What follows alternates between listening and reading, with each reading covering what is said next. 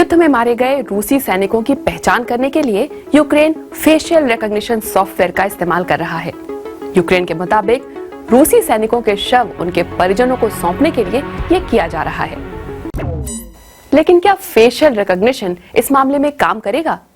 कौन है क्लियरव्यू AI company जिसका ये सॉफ्टवेयर है और युद्ध में ऐसी तकनीक आजमाने का क्या अंजाम हो सकता है? आइए जानते हैं ये होता कैसे है। मृतक रूसी सैनिक की फोटो ली, चेहरे पहचानने वाले सॉफ्टवेयर पर अपलोड किया, डेटाबेस की आईडी से मैच कराया, मृतक के परिवार की पहचान की, उन्हें मरने वाले की सूचना भेजी। यूक्रेन के उप प्रधानमंत्री मिखाइलो फडोरोव ने बताया कि यूक्रेन सरकार फेशियल रिकॉग्निशन सॉफ्टवेयर का इस्तेमाल कर रही है और मृतकों के रूसी रिश्तेदारों से सोशल मीडिया के जरिए संपर्क कर रही है। रिकॉग्निशन टेक्नोलॉजी का ऐसा इस्तेमाल पहले कभी नहीं हुआ है और मुझे इसमें कई बातें खटक रही हैं।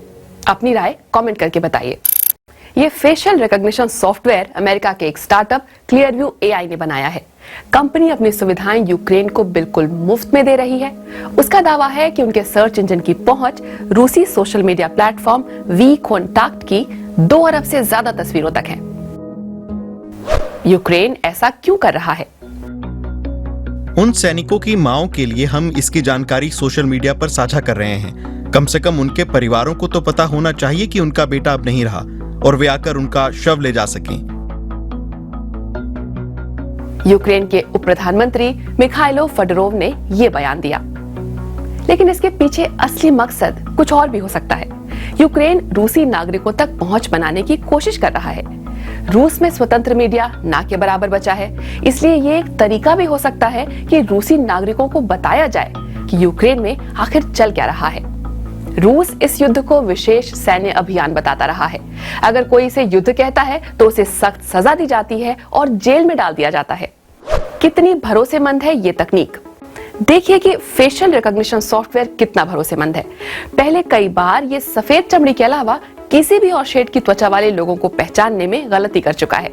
इसमें चेहरे की बनावट को समझने के लिए बायोमेट्रिक्स का इस्तेमाल होता है और फिर सॉफ्टवेयर डेटाबेस में मौजूद तस्वीरों से इसका मिलान करता है।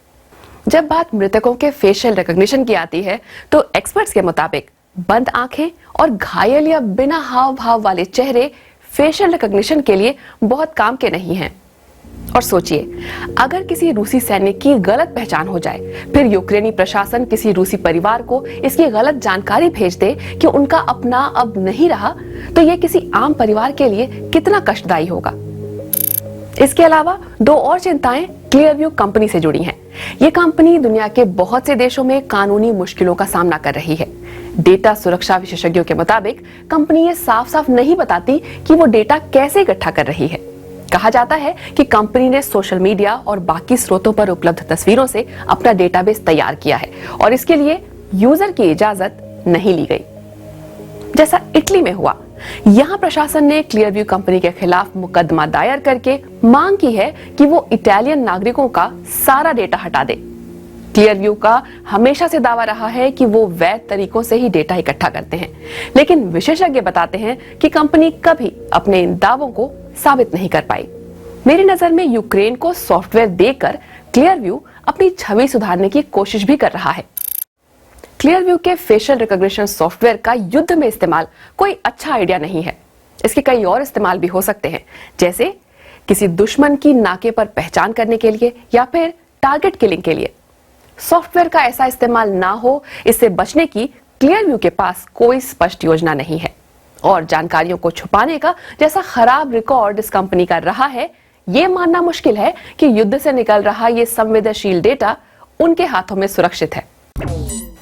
युद्ध में फेशियल रिकॉग्निशन आजमाने के बहुत बुरे नतीजे हो सकते हैं। मेरी राय में हमें वैश्विक स्तर पर एक आम समझ बनानी चाहिए कि ऐसी तकनीक का इस्तेमाल किन कामों के लिए स्वीकार्य होगा, खासतौर पर युद्ध के मामले में। लेकिन लगता है कि इस बार तो देर हो गई। आपको क्या लगता है?